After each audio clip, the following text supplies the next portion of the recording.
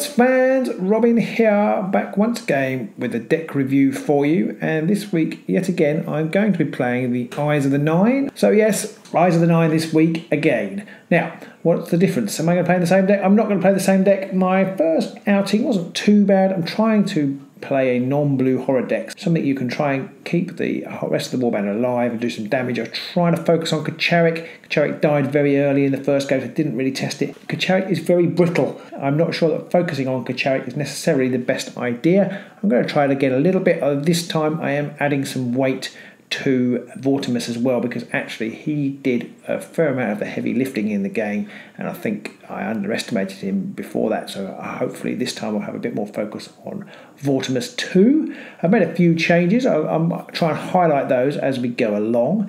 Let's have a look then, starting with the objectives. Now, one big change on the objective front is that I got rid of Chosen Champion and singled out. These are the ones, if you have 3 upgrades on a character, then you get a glory in the end phase. Now, I just felt that they're quite easy to score, especially in the later in game, especially with the blue horror, but I kind of felt having 2 in the deck was perhaps the wrong thing to do, because if you get them out early, they're not that easy to score. And if you've got 2, obviously you've got a 2 in 12 chance, a 1 in 6 chance of drawing them at the beginning, and so I don't know, I just felt that if one comes out it can really mess everything up.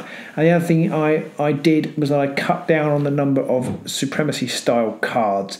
Now, I did have 3 in my original deck, because the Eyes of the Nine are one of the few warbands that can take 3 of this style of cards, so they can have Our Only Way Out, Bind the City and Supremacy. So I ditched Our Only Way Out basically, so I'm just running with Bind the City and Supremacy this time. And that's the main changes. I've tried to, in the cards that I've replaced, I've tried to beef up the Score Immediately glory, because I felt that perhaps Kacharik suffered. If I can get some Score Immediately glory, I might be able to beef him up before somebody kills him, or alternatively, again, I can bear up Vortemis if that's not going so well. So what have I got? Well, rather controversially, possibly, I don't know. Our first card up is Cover Ground. I haven't put this in for ages, and I've sort of, with focusing on keeping Vortemis and Kacharik next to each other and getting the blue horror around, I kind of haven't really noticed. They're pretty nimble warband, the Eyes of the Nine. They move 4.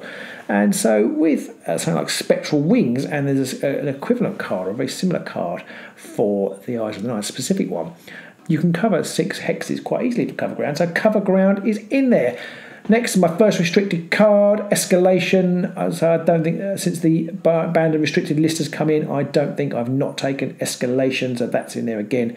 Now, I've scored another immediately card is No Remorse. Now, traditionally, Precise Use of Force is used here, but I've gone for No Remorse. Is that a good idea? I don't know. No Remorse. Score this immediately if one of your fighters takes an enemy fighter out of action with an attack action with a damage characteristic greater than the target's wounds characteristic. This is possibly a mistake, No Remorse. It's a good card, I think, but you've got to get some decent damage hitters to use it. Now, they haven't got very many. They've got Kacharik, who does 3 out of the blocks, you see. So that's why I've put it in, because hopefully I'll be playing somebody who'll be no good against the Stormcast. So there's some. If I was playing one of the Horde warbands, they've got low wound characters, and if I can kill one of those quickly with Kacharik early on, because he's almost as good as the uninspired as he is inspired. So if I can get No Remorse out early, that'd be really good with the Kacharik. He might actually do something. And of course, Vortemis, as he is inspired later in the game with perhaps +1 strength on him, might be able to get No Remorse as well. Now, because I've beefed up the Score Immediately cards, I've also added Superior Tactician to the mix, because I felt maybe I lacked it. I haven't played it for a little while. I thought I'd try it again, see whether I can get it out. You never know. I've kept Shining Example in, because Inspiration Strikes is in there, and Inspiring Vortemis is got to be is a must in this warband, so I've kept Shining Example in there. Well Guarded. I was reading a blog, call it Shadespire. It's one of my favourite blogs. It's very unpretentious, and it just talks about cards, and it discusses the specific maths of a card and whether you should take it, shouldn't take it, what you might like to take instead, and I really like it. So they were talking about extreme flank and manoeuvring for that, I think, and in there they're talking about Well Guarded. And maybe it's a mistake, but they kind of suggested it was a good idea to play Well Guarded. It's the one where you have to get 2 adjacent, if your leader is adjacent to 2 or more friendly fighters. Now, I kind of thought, well, with the way that I tend to play this with Kacharik and Vortemis standing next to each other. I only need one other character to stand next to them. That must mean keeping people alive till the end of turn 1, which is not always the easiest with the Eyes of the Nine. But of course, with the blue horror as well, potentially I could pop the blue horror next to Vortemis. Hopefully, that's what I'll be looking for. It's not the easiest card to score for the Eyes of the Nine. Certainly later in the game, it's going to be pretty tricky because the chance of having more than 3 people alive is pretty slim. So there's a single chance to score it.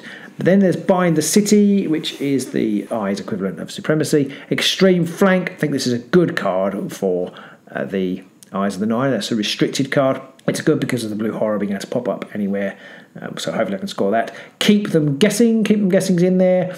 Good for Eyes of the Nine the first turn, Keep Them Guessing. You've got Vortemis's action to bring the blue horror forward, so I think Keep Them Guessing is a good one to have, particularly if you can get it out first turn. Martyred. Martyred's kind of almost feels like feeling defeated before you start, but I think, again, with Na'vi and Torosh being a bit weak and Kacharik being brittle, I think Martyred is a good card. You score a glory, take the pain out of losing one of your guys.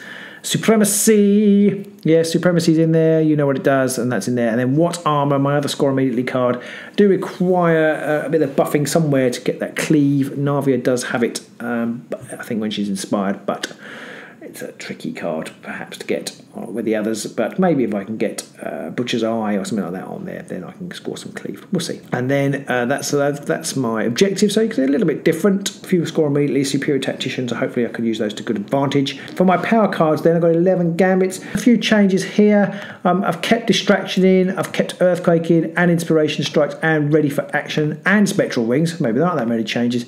So they're all in there. Those 5 from the top are the same.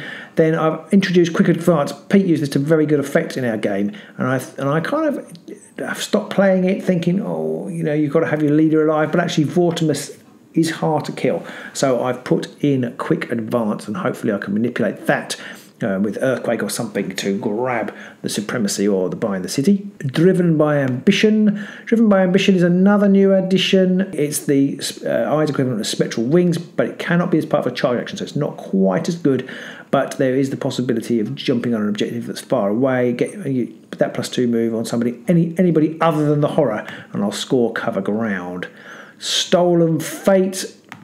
Stolen Fate, that's a hangover from the other deck as well. That's basically the re-roll card. That's a good card to have. Charik may well need that if he's only firing off 2 hammers. 2 hammers, 3 damage with a re-roll is pretty good. Confusion, and again, Pete used this to good effect with it on me as well, so I've put Confusion in. It was a last minute swap in for that Eyes of the Nine card that enable where you have to roll a dice, and if you get a certain thing you can go on an objective, and if you get the other thing then you go on a starting square. I kind of felt Confusion actually was less situational and might be more useful.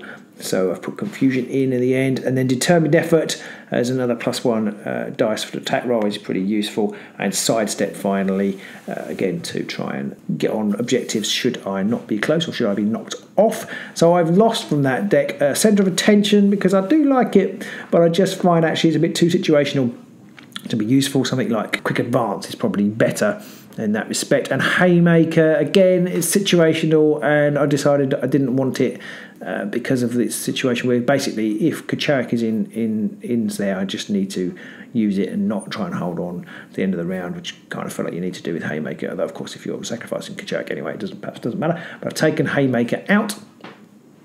And I also got rid of Bound by Fate, where you can choose 2 friendly fighters that are close to each other and they switch over. Again, I got rid of it because it just felt very situational, or too situational, to actually be much use, so that's gone.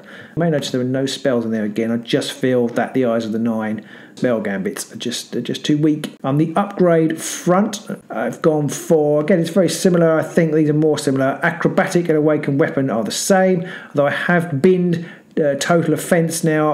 I didn't use it. I'm not completely sure I feel comfortable using it. That sounds silly, but I'm not sure I'd utilise it effectively, so I've binned Total Offence, and it's in its place I've added Fate Ward. Fate Ward is rerolling defence rolls for Kacharik. So again, I'm hoping that might be useful, rerolling defence rolls for Kacharik. Strength of Arrogance. Strength of Arrogance is +1 strength for damage for Kacharik, so hopefully that will be handy. That's in there, but that was in the previous game. I've lost Empowered Sorcery from the previous deck because I Well, it's +1 strength, I know, on the spell attack, but actually I found Vortemis's hammer attack or weapon attack is pretty effective, so that's probably more effective, so that's why.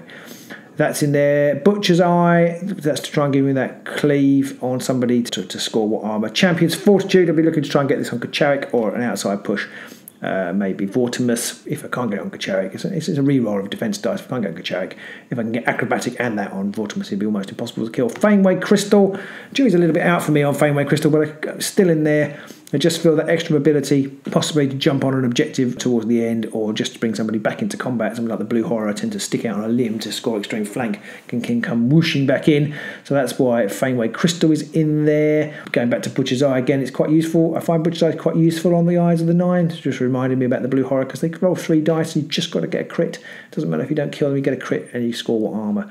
Great Fortitude and great Strength are in here. Potion of Rage is still there. I've left that over. I think that's more useful than Haymaker, potentially. And finally, I added Sudden Growth to try and beef up Kacharik, potentially, or maybe Vortemis if he's sitting in the middle. I think I did that in the last game, sitting in the middle and not dying. That's what we're aiming for. I can't have done that in the last game because I didn't have it. So it's very similar upgrade deck. So that is my deck. So this time I will be hoping to keep Kacharik alive a little longer, or maybe power up Vortemis again and do some damage. I'll have to see how it goes. So until the next match, then I hope you're doing well, and we'll see you soon. Bye!